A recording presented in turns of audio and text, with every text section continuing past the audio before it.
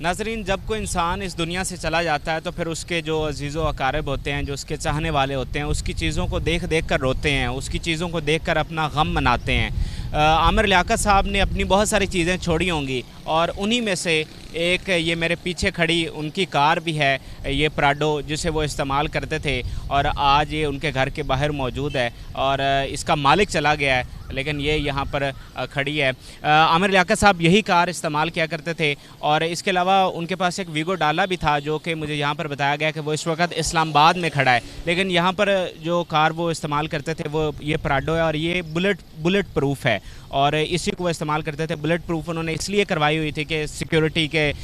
جو خدشات ہیں اس وجہ سے یہ ان کی بلٹ پروف تھی۔ اس وقت میں ان کے گھر کے باہر ہی موجود ہوں۔ یہ میرے پیچھے آپ کو محمودہ سلطانہ ہاؤس نظر آ رہا ہوگا، یہ عامر صاحب کا جو ہے وہ آبائی گھر ہے۔ اچھا، اس گھر کی اہمیت کس حوالے سے ہے؟ اس گھر کی اہمیت اس حوالے سے ہے کہ عامر صاحب کی جتنی بھی فیملی ہے اس سب کے جنازے یہاں سے اٹھے ہیں۔ عامر صاحب کے جو والد تھے ان کا جنازہ یہیں سے اٹھا، ان کی جو والدہ محمودہ سلطانہ تھی ان کا جنازہ یہیں سے اٹھا، پھر عامر صاحب کے ایک ہی بھائی تھے، یعنی یہ دو بھائی تھے بس، اور کوئی بہن نہیں تھی ان کی، صرف دو بھائی تھے۔ عمران صاحب ان کا نام تھا۔ عمران صاحب کا جو جنازہ ہے وہ بھی اسی گھر سے اٹھا، اور پھر عامر صاحب کے جو ڈیتھ ہوئی ہے ان کا جو جنازہ ہے وہ بھی اسی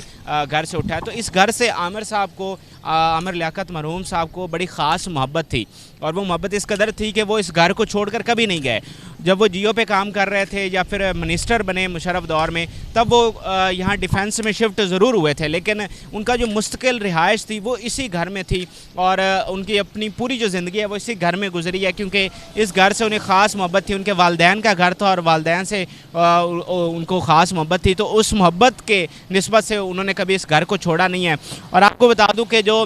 طوبہ عمر سے جب ان کی شادی ہوئی تو طوبہ عمر کو بھی اسی گھر میں لایا گیا، پھر جب ان کی دانیہ شاہ سے شادی ہوئی تو پھر دانیہ کو بھی اسی گھر میں جو ہے وہ لایا گیا ہے۔ اس کے علاوہ جو یہ جگہ ہے، یہ جو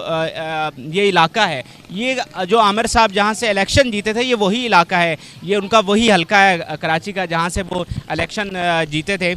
تو ایک یہ بھی تھا کہ وہ اپنے لوگوں میں، اپنے حلقے کے لوگوں کے جو ہے وہ ساتھ ساتھ رہتے تھے۔ تو عامر صاحب کی ویسے اور بہت سی پراپرٹیز تھیں یہاں کراچی میں، ان کے کچھ اور گھر ہیں، اور اس کے علاوہ ایک وقت میں ان کی دبئی بھی پراپرٹیز تھیں لیکن وہ بعد میں سیل ہو گئیں۔ تو پراپرٹیز ان کی کافی تھیں، لیکن آپ کو پتہ ہے ایک کام انہوں نے کیا ہوا ہے انڈسٹری کو، معروف ترین شخصیت ہے، پھر 2 دفعہ MNA بھی رہے، منسٹر بھی بنے، تو پراپرٹیز تو ان کی کافی تھیں، لیکن جو واضح ہیں ان میں یہی گھر ہے، یہ ان کی گاڑیاں ہیں، اور ظاہری بات ہے اب شاید یہ ان کے جو ہے وہ بچوں کے ان کو وراثت میں جائیں گی۔ اور اس کے علاوہ عمران جو ان کے بھائی ہیں ان کے حوالے سے بتا دوں کہ ان کی بھی 2 شادیاں تھیں۔ جو پہلی شادی تھی ان کی ڈائیورس ہو گئی تھی اور اس میں سے بچے تھے، لیکن جو دوسری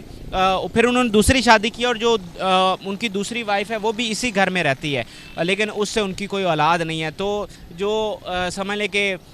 شیخ لیاقت حسین جو ان کے والد تھے، ان کی نسل کی اگر ہم بات کریں تو اس میں سے صرف اب عامر لیاقت حسین کے جو بچے ہیں وہ اس نسل کو آگے بڑھائیں گے۔ تو یہ ایک خاص ویڈیو تھی، میں نے آپ کو عامر صاحب کی کار دکھائی جو یہاں ان کے گھر کے باہر موجود ہے، اور کچھ ان کے پراپرٹیز کے حوالے سے بتایا، اور یہاں پر جتنے بھی لوگ ہیں بہت زیادہ غمگین ہیں، بہت زیادہ دکھ۔ یہ نیچے دکانیں ہیں، کمرشل ہے، ان سے میری جب بات ہوئی ہے، میڈیا پر تو نہیں آنا چاہتے لیکن جب ان سے بات ہوئی تو بہت دکھی ہیں، اور بتاتے ہیں کہ کس طرح عامر لیاقت حسین ان سے محبت کرتے تھے، کتنا ان رشتہ تھا ان کا آپس میں، کیسے میل جول رکھتے تھے۔ ایک بڑے آدمی تھے لیکن اس کے باوجود ہم لوگوں سے کیسے وہ میل جول رکھتے تھے۔ تو یہ آج کی خاص ویڈیو تھی، اجازت دیجیے، اللہ حافظ۔